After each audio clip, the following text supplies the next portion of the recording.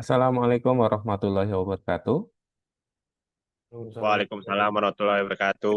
Oke, selamat malam rekan-rekan. Kembali lagi mengingatkan untuk selalu menyalakan kameranya. Di sini masih banyak yang masih malu-malu ya. Ada Rifki, ya, Agnes, Samuel, Gabriel, Muhammad Hasbi, Adit ya. Mohon dinyalakan dulu kameranya ya untuk memastikan atensi rekan-rekan dalam mengikuti perkuliahan matematika diskrit ya. Jadi untuk hari ini kita masuk ke materi baru ya. Jadi sebelumnya saya mengucapkan permohonan maaf ya. Minggu kemarin kosong karena orang tua saya meninggal dunia ya, ayah saya, sehingga saya mengajukan izin atau cuti 4 hari. Ya, sehingga dari Selasa sampai Jumat itu saya memang tidak mengadakan perkuliahan. Sehingga hari ini itu adalah materi minggu 11 ya berkaitan dengan turunan. Saya izin untuk share screen rekan-rekan semuanya. Eh, tuh. Oke, kelihatan ya. Oke, materi kali ini kita membahas tentang turunan. Ya, mungkin istilah turunan ini sudah familiar ya yang teman-teman dapatkan pada saat pembelajaran baik itu di sekolah menengah pertama atau sekolah menengah akhir ya. Dan mungkin di sini kita akan mencoba melakukan refreshment dan mencoba mengulik salah satu studi kasus di bidang kita ya, di bidang keamanan siber ya. Ya, kan tidak jauh dengan enkripsi ya. Kita mencoba nanti ada sebuah studi kasus yang coba kita akan selesaikan dengan konsep turunan. Oke, ada 5 pokok bahasan dalam pertemuan hari ini ya. Yang pertama adalah konsep turunan, ya. Kemudian yang kedua adalah aturan turunan. Ini banyak sekali ya terkait dengan aturan turunan ini. Setiap permasalahan turunan itu ada beberapa aturan-aturan yang perlu kita perhatikan. Kemudian yang ketiga adalah aturan rantai dan yang keempat adalah studi kasus ya. Studi kasus yang nanti kita kaitkan dengan bidang kita ya di bidang informatika atau keamanan siber. Kemudian yang terakhir tentu saja latihan soal ya, nanti akan saya sediakan portal pengumpulan untuk tugas latihan soal ya. Oke, kita akan memulai pembahasan dari konsep turunan itu sendiri. Jadi, turunan yaitu perubahan nilai fungsi pada saat titik berada di posisi yang sangat kecil. Artinya, laju perubahan nilai atau nilai sesaat. Contohnya, kalkulus bagian limit berfungsi membuat AI di bidang teknik informatika. Sedangkan untuk kalkulus diferensial menyempurnakan algoritma yang didapatkan dari data. Nah, nanti kita akan mencoba memecahkan kasus ini, ya. Jadi diketahui bahwa seorang agen rahasia ingin mengirim pesan terenkripsi melalui metode penyandian menggunakan turunan fungsi matematika, ya. Jadi melakukan enkripsi dari turunan fungsi matematika, ya. Enkripsi dan turunan ya, berarti ada dua konsep ini yang akan kita implementasikan di sini. Agar pesannya sulit ditangkap oleh pihak yang tidak berwenang, agen tersebut menggunakan fungsi turunan fx sama dengan ax pangkat 2 ditambah bx tambah c sebagai kunci untuk menyandikan pesannya. Jika diketahui A itu nilainya adalah 2, B itu nilainya adalah min 3, dan C adalah 5, serta pesan yang akan disandikan adalah RAHASIA, buatlah hasil sandi dari pesan tersebut dengan menggunakan kunci yang sudah ditentukan. Ya, kalau misalnya kita tidak menggunakan turunan, kita masukkan saja R A H A S I A mungkin akan lebih mudah untuk dienkripsi. Tapi kalau kita menggunakan fungsi turunan, tentu akan berbeda. Nah, ini coba kita akan telusur bagaimana memecahkan kasus ini setelah kita mempelajari konsep turunan itu sendiri. Oke, definisi turunan ya adalah turunan fungsi f adalah fungsi dari f aksen yang nilainya pada sembarangan bilangan c adalah f aksen c sama dengan limit h mendekati 0 dari fc plus h dikurangi dengan fc yang hasilnya kemudian dibagi h. Di sini ada beberapa aturan untuk pencarian turunan. Ya, ini mungkin hanya melakukan refreshment kembali materi yang pernah teman-teman dapatkan di sekolah menengah. Ya. Jika turunan dari X adalah konstanta, di manakah adalah konstanta, maka untuk sembarang X, F aksen X sama dengan 0. Jadi eh, turunan K itu sama dengan 0. Ya, jadi kalau misalnya fx itu sama dengan sebuah konstanta untuk sembarang nilai x, maka turunan k-nya itu adalah nilainya 0. Kemudian, jika fungsi x sama dengan x, maka f aksen x sama dengan 1. Jadi turunan x sama dengan 1. Ya. Jika fx sama dengan x pangkat n, ya, di mana n adalah bilangan positif, ya bilangan positif berarti pangkat 2, pangkat 3, pangkat 4, dan seterusnya, maka f aksen x sama dengan nilai pangkat n-nya itu berpindah ke nilai atau bilangan di depan x itu sendiri, dan pangkatnya dikurangi 1, atau n kali x pangkat n min 1. Jadi turunan dari X pangkat N sama dengan N kali X pangkat N min 1. Kemudian jika K suatu konstanta dan F fungsi terdiferensialkan, maka fungsi dari KF dari X sama dengan KF aksen sama dengan X. Kemudian yang aturan yang kelima, jika f dan g fungsi yang terdiferensialkan, maka penjumlahan dari f plus g aksen dari bilangan x sama dengan f aksen x ditambah g aksen x. Jadi turunan dari fx plus gx sama dengan turunan fx ditambah dengan turunan gx. Ya, D ya. Jadi turunan itu biasanya disebut sebagai diferensialnya, atau D dinotasikan sebagai D besar. Kemudian aturan yang keenam, jika f dan g fungsi yang terdiferensialkan, maka f kurangi g aksen dari nilai x sama dengan f aksen x kurangi g aksen x. Jadi turunan dari fx min gx sama dengan turunan dari fx kurangi turunan dari gx. Aturan ketujuh, jika f dan g fungsi yang terdiferensialkan, maka hasil kali dari f kali g aksen x sama dengan f aksen x dikali gx, ya, ditambah fx kali g aksen x. Jadi turunan dari fx kali gx sama dengan turunan dari fx, ya, dikalikan gx tambah fx kali turunan dari gx, ya, seperti itu ya. Jadi f aksen ini untuk mendapatkan diferensial dari nilai x-nya. Begitu juga untuk g. G aksen x ini juga merupakan turunan dari diferensial fungsi gx-nya.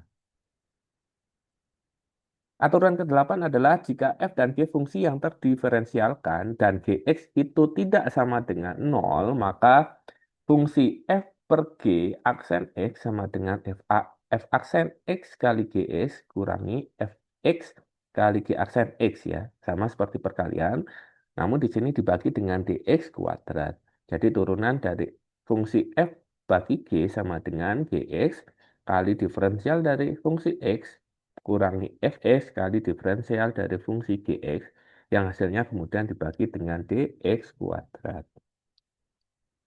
Nah, ini ada beberapa aturan-aturan yang lain yang kemudian bisa kita implementasikan dalam berbagai permasalahan turunan, ya.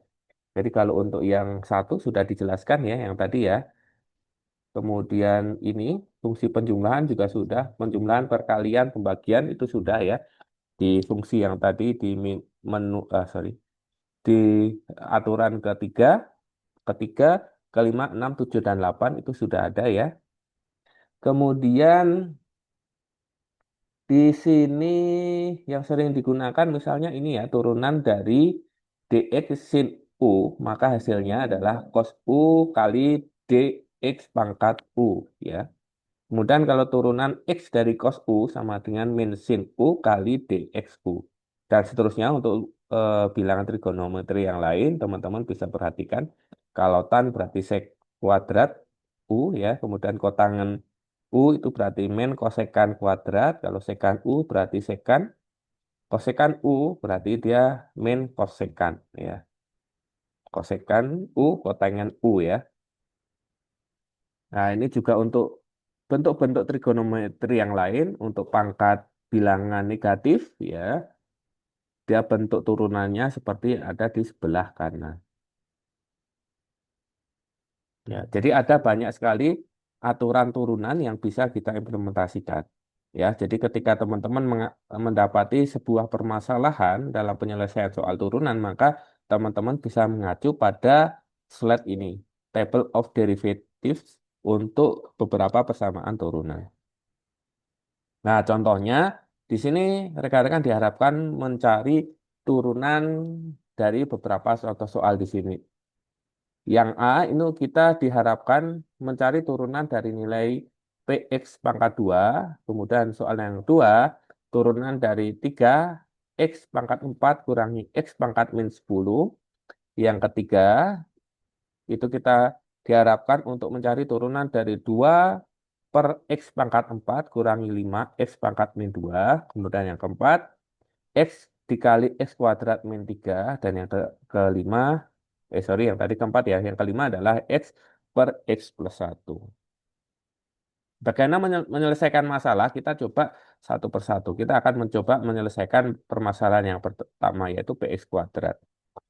Untuk turunan dari Px kuadrat, berarti kita menggunakan persamaan yang eh, yang ini ya, di table of derivative itu yang persamaan yang pertama.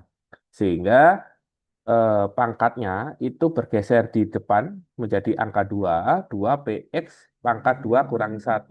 Jadi hasilnya 2px pangkat 1 atau sama dengan nilainya 2px. Kemudian untuk persamaan 3x pangkat 4 min x pangkat min 10 berarti 4 ini dikalikan 3 ya. Jadi di sini 12x. Kemudian di sini pangkat 4 kurangi 1 di sini sama dengan 3. Kemudian di sini, karena di sini min, pangkat min 10, maka hasilnya min kali min, dia hasilnya plus. Kemudian di sini tidak ada angka, maka di sini nilai pangkat 10, min 10-nya ini beralih jadi angka 10. X pangkat min, sorry, min 10 kurangi 1, sehingga di sini 10X pangkat min 11. Kemudian persamaan yang berikutnya, 2 per X pangkat 4 min 5X pangkat min 2, itu untuk Y-nya itu dapat diubah menjadi bentuk yang lebih sederhana.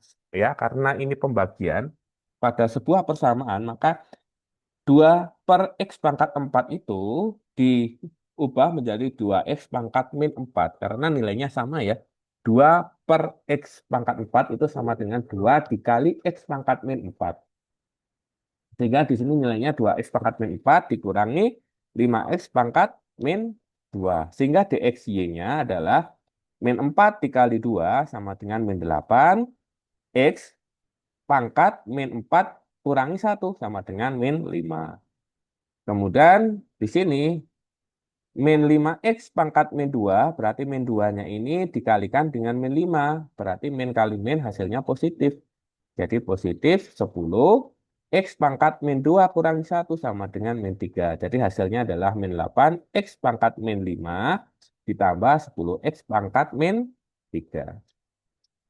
Kemudian kasus yang berikutnya, untuk yang X kali X kuadrat min 3, maka kita membuat dxy-nya seperti dx X dikali X kuadrat min 3 ditambah X kali dx X kuadrat min 3. Ya. Sama dengan dx dari X ini berarti nilainya 1. 1 dikali X kuadrat min 3 ditambah X ya. Ya. X dikali turunan dari X kuadrat min 3. X kuadrat min 3 turunannya berapa? Pangkat 2-nya ini berada di depan, berarti hasilnya 2X. Kemudian min 3 itu turunannya berarti adalah 0. Jadi 2x min 0 sama dengan nilainya adalah 2x. Sehingga hasilnya sama dengan x kuadrat min 3 ditambah 2x kuadrat atau Kalau kita sederhanakan menjadi 3x kuadrat kurangi 3 ya. Kemudian contoh yang kelima, untuk penyelesaian X per X plus 1, maka kita menggunakan persamaan yang eh, nomor 4 ini ya. Sehingga dx dari X dikali X plus 1, X plus satunya dari mana? X plus satunya dari yang ini ya. Min X dikali dx dari X plus 1 yang kemudian hasilnya dibagi dengan X plus 1 kuadrat. Dx dari X, ya dx dari X berarti 1, ya kemudian dikalikan X plus 1, kemudian X, X-nya berapa? X-nya adalah X itu sendiri, kemudian dx dari X plus 1 sama dengan berapa? Ya, turunan dari X plus 1 kan sama dengan 1 ya, turunan dari 1 sama dengan 0, berarti 1 plus 0 sama dengan di sini 1. Dibagi X plus 1 kuadrat. Ya. Kemudian ketika kita sederhanakan hasilnya sama dengan 1 per X plus 1 kuadrat. Ya, karena apa? Karena kita kalikan aja di sini 1x plus 1 dikurangi 1x. Berarti 1x itu hilang, sisanya adalah 1. Hasilnya 1 per X plus 1 kuadrat. Ini contoh yang lainnya. Carilah turunan dari fungsi yang diberikan berikut ini ya.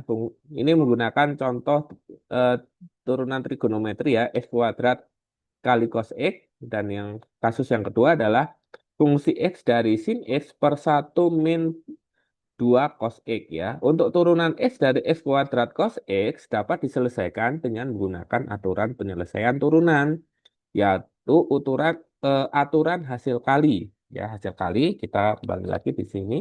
Berarti aturan yang ke-7 ya, kita menggunakan persamaan dfx kali gx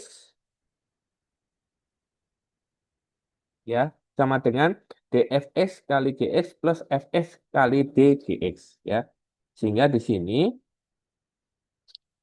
f aksen x sama dengan dx per x kuadrat ya, x kuadrat berarti kan di sini ya. Ini adalah fx-nya. Turunan dari x kuadrat kali cos x ditambah x kuadrat itu sendiri dikali dengan turunan dari cos x. Nah, kita lakukan satu persatu. Turunan dari x kuadrat. Duanya berpindah di depan konstanta x. Berarti di sini adalah 2x.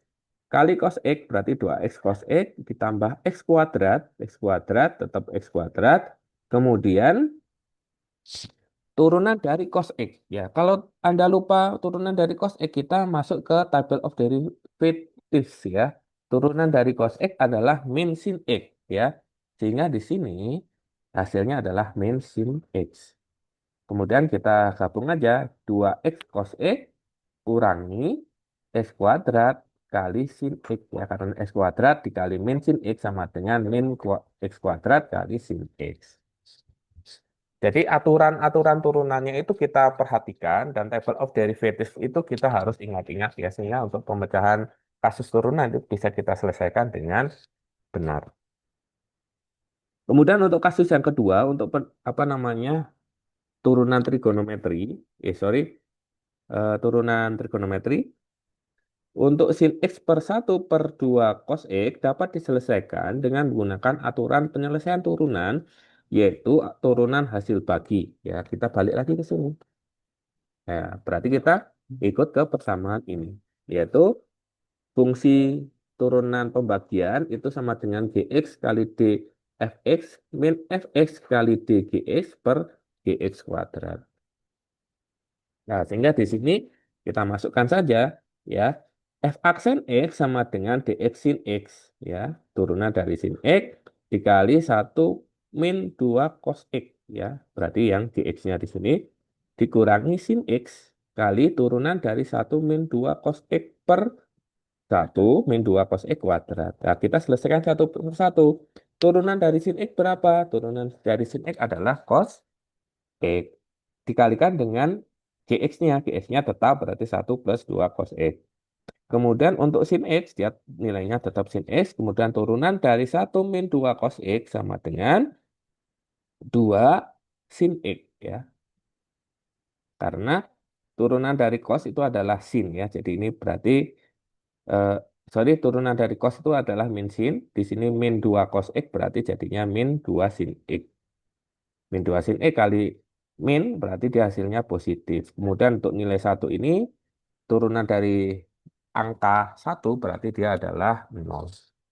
Kemudian dibagi dengan satu min 2 cos X kuadrat.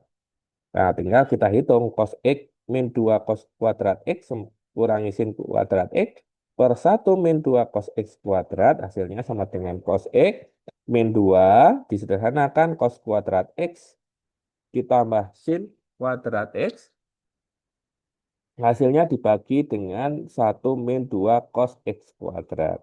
Sehingga jawabannya adalah cos X min 2 dibagi satu min 2 cos X kuadrat. Nah, seperti itu.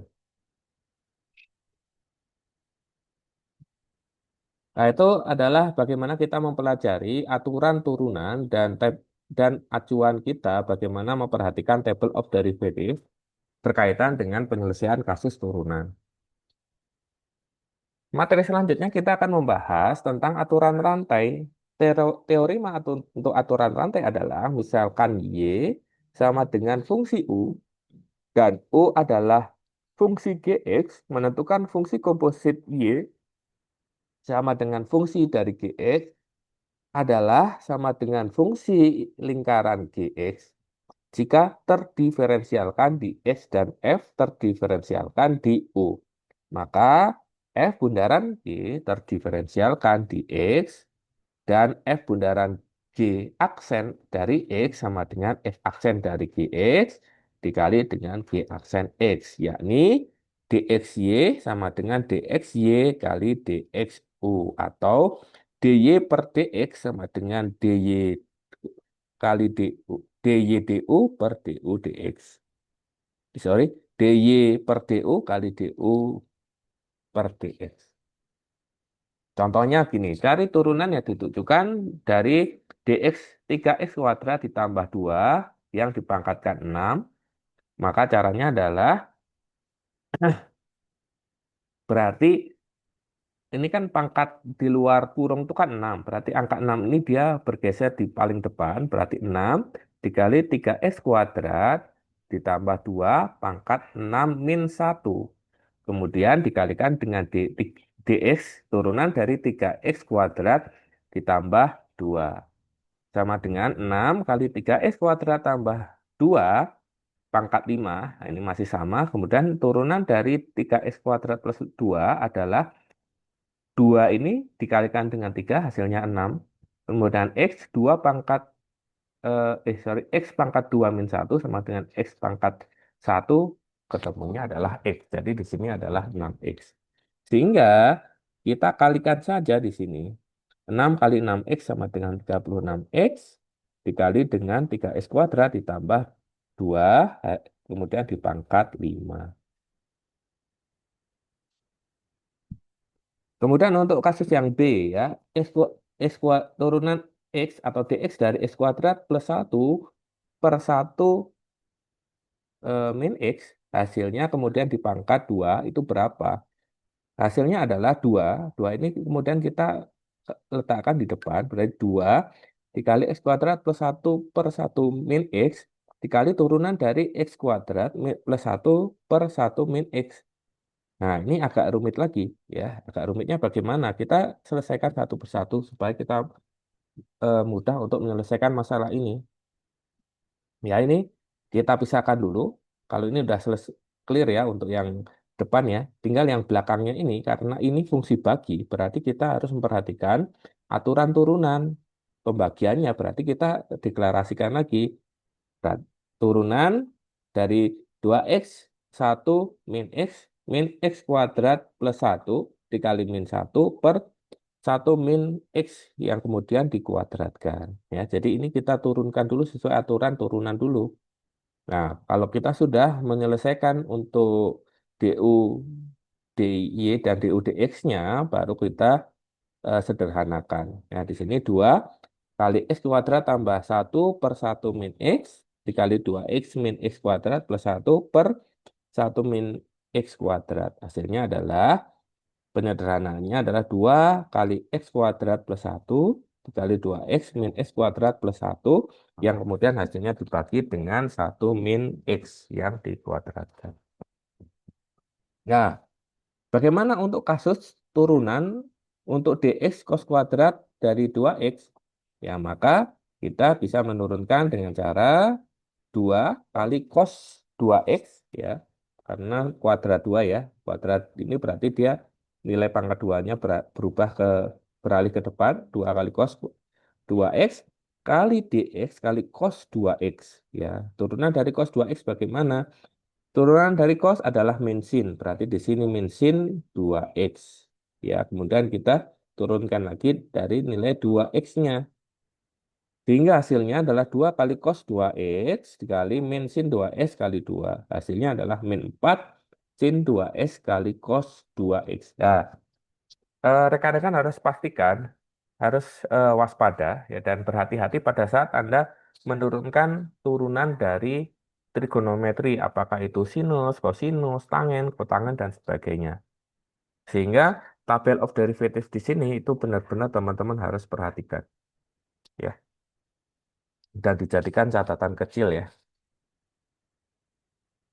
Oke, kita kembali lagi ke topik yang saya singgung di awal untuk penyelesaian kasus. Setelah kita mempelajari konsepsi, teorema, dan aturan rantai dalam pembelajaran di turunan ini, kemudian kita akan mencoba melakukan penyelesaian kasus yang berkaitan dengan bidang kita, berkaitan dengan enkripsi, bidang IT, atau di bidang keamanan siber. Penyelesaian dari kasus seorang agen rahasia yang ingin mengirimkan pesan terenkripsi melalui metode penyandian menggunakan turunan fungsi matematika. Di sini kuncinya adalah turunan dari fungsi fx dari ax pangkat 2 ditambah bx ditambah c. Berarti kunci yang pertama adalah kita menurunkan persamaan ini. Ya, berarti ax kuadrat, 2-nya ditaruh di depan, berarti 2 ax pangkat 1. Ya, 2 ax pangkat 1 berarti sama dengan x, ditambah bx. Bx itu berarti turunannya adalah b, dan c turunannya adalah 0. Berarti f aksen x sama dengan 2ax tambah b. Kemudian kita ganti nilai masing-masing konstanta a dan b dengan nilai yang kita ketahui nilainya, yaitu 2 untuk menggantikan nilai a dan min 3 untuk menggantikan nilai b. Sehingga diperoleh dari fungsi turunan dari x sama dengan 4x min 3. Nah, sekarang kita ingin melakukan enkripsi dari plaintext rahasia. Maka selanjutnya kita baru melakukan penggantian huruf menjadi angka yang merupakan urutan dari abjad. Misalnya, abjad huruf A itu dinotasikan sebagai angka 1, B itu sebagai 2, C sebagai 3, D sebagai 4, dan seterusnya sampai dengan Z itu adalah 26. Sehingga kita akan mencoba melakukan enkripsi. OR itu adalah huruf abjad urutan ke-18. A itu adalah urutan yang pertama. H itu urutan ke-8. Balik lagi A itu urutan yang pertama. S itu urutan ke-19. I itu urutan ke-9. Dan A adalah urutan yang pertama lagi. Kemudian kita melakukan substitusi angka sesuai urutan abjad ini ke fungsi f aksen X. Turunan fungsi dari fx. Ya, kita turunkan eh, plain text satu per satu. Untuk R berarti dia kan mewakili X sama dengan 18. Jadi fungsi F aksen 18 sama dengan 4 kali 18 min 3. Hasilnya adalah 69. Kemudian F aksen dari A itu kan 1 ya. Berarti 4 kali 1 min 3 hasilnya adalah 1. Kemudian F aksen dari 8 ya, berarti 4 kali 8 min 3. 4 kali 8 hasilnya adalah berapa? 32 ya. 32 kurangi 3 sama dengan 9. Nah, berikutnya untuk F aksen 1 sama dengan 1, F aksen 19 sama dengan 73, dan seterusnya sampai kita menyelesaikan melakukan enkripsi dari tulisan rahasia. Sorry, dari plain text rahasia. RAHASIA. Maka kita akan mendapatkan pesan terenkripsi dari kata rahasia atau RAHASIA adalah 69 129 173 331. Nah, jadi ini adalah pesan yang sudah terenkripsi. Jadi kita tahu ya hubungan antara implementasi praktis ya dari konsep teorema turunan ke dalam bidang kita. Paling sederhananya adalah bagaimana kita melakukan pengenkripsian pesan yang dikirimkan. Nah, ini ada latihan ya. Jadi ada dua soal ya. Silakan teman-teman ini kerjakan dan sifatnya individu ya seperti biasa dan akan saya sediakan untuk folder pengumpulan tugasnya itu di learning ya. Di learning seperti biasa waktunya adalah 1 minggu ya. Oke, turunan ya. Kita masuk ke sini ya. Turunan. Nah, ini tugas turunannya saya duplikasi aja.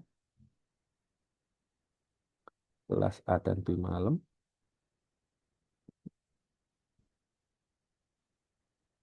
Oke. Kemudian untuk deadline-nya adalah di sekarang tanggal berapa?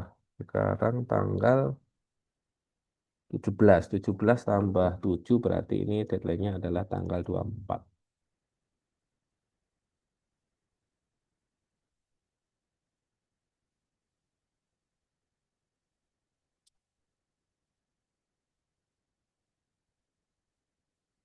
Oke, sampai di sini. Kira-kira ada yang ditanyakan rekan-rekan?